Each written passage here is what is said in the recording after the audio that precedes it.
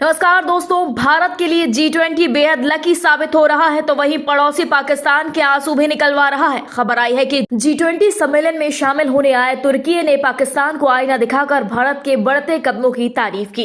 तुर्की ने कहा कि यदि भारत संयुक्त राष्ट्र सुरक्षा परिषद में स्थायी सदस्य बनता है तो वह भारत ही नहीं संयुक्त राष्ट्र सुरक्षा परिषद का स्वागत करेगा। तुर्की यही नहीं रुका, तुर्की ने कहा कि भारत में संयुक्त राष्ट्र सुरक्षा परिषद का स्थायी सदस्य बनने की क्षमता है।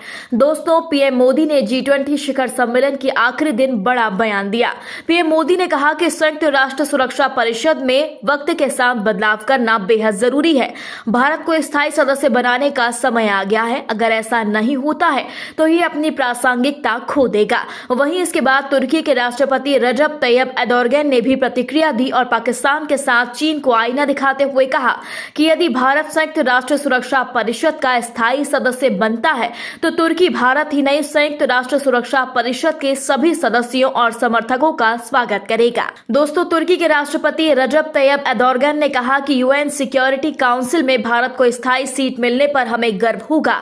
भारत में सदस्य बनकर दुनिया को नया संदेश देने के साथ नया करने की क्षमता है। दोस्तों, तुर्की ने इसको लेकर आगे कहा कि दुनिया 5 देशों में अधिक बड़ी है और संयुक्त सुरक्षा परिषद को यह समझना चाहिए। यही नहीं, तुर्की ने कहा कि जब हम कहते हैं दुनिया 5 से बड़ी है तो हमारा मतलब केवल अमेरिका, ब्रिटेन, फ्रांस, चीन और रूस से बड़ी है यही नहीं, हमारा मतलब है समय आ गया है कि संयुक्त राष्ट्र सुरक्षा परिषद का विस्तार हो। यह भारत के लिए बेहद बड़ी और खुशखबरी भरी बात है। दोस्तों, आपको बता दें, तुर्की ने संयुक्त राष्ट्र सुरक्षा परिषद में भारत के स्थायी सदस्य बनने का समर्थन किया। दोस्तों, G20 शिखर सम्मेलन के आखिरी दिन तुर्की ने प्रधानमंत्री मोदी के उस बयान का भी समर्थन किया जिसका पाकिस्तान चीन के साथ खुद तुर्की विरोध करता था।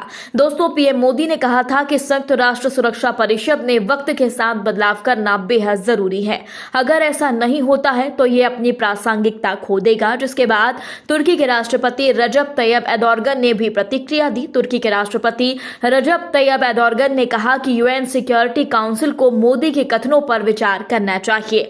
भारत में स्थायी सदस्य बनने की क्षमता है। तुर्की के राष्ट्रपति रजब तैयब एर्दोगन यही नहीं रुके, उन्होंने आगे कहा, हम जो कहते हैं वह सभी के बारे में है। हमारे पास केवल स्थायी सदस्य ही होने चाहिए। दोस्तों, तुर्की ने संयुक्त राष्ट्र सुरक्षा परिषद को याद दिलाया, सुरक्षा परिषद में 195 देश हैं, सभी स्थायी होने चाहिए। इसको लेकर एक रोटेशनल सिस्टम के आधार पर काम किया जाना चाहिए। अगर हम सिस्टम पर काम करेंगे तो सभी 195 देश इसके स्थायी सदस्य होंगे और यही हमारा प्रस्ताव है।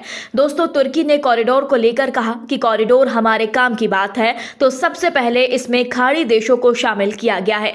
इराक भी इसका हिस्सा है। तुर्की तो पहले से ही तैयार है।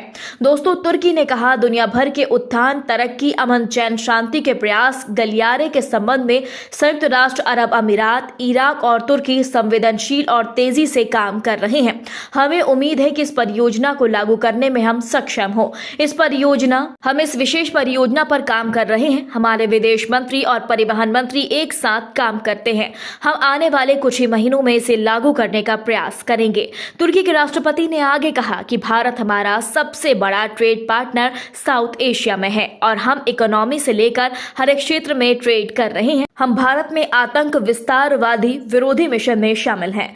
दोस्तों, तुर्की के इस प्यार के बाद पाकिस्तान और चीन में मातम छाया हुआ है। पाकिस्तान की सरकार ने तो इस पर पूरी तरह से चुप्पी ही साध ली और चीन झटपटा रहा है। दोस्तों, भारत को स्थायी सदस्य बनने के लिए अमेरिका के साथ अब तुर्की ने भी सहमति दर्ज करवा दी है। आप यूएन के सदस्यों से भारत के स्थायी सदस्य बनने के लिए क्या कहना चाहेंगे, जरूर बताएं। दोस्तों, इस खबर पर आपकी क्या राय है, कमेंट बॉक्स में हमें अभी बताएं। यदि आपने अभी तक हमारे चैनल को सब्सक्राइब नहीं किया तो प्लीज बेल आइकन दबाकर अभी हमारे चैनल को सब्सक्राइब करें।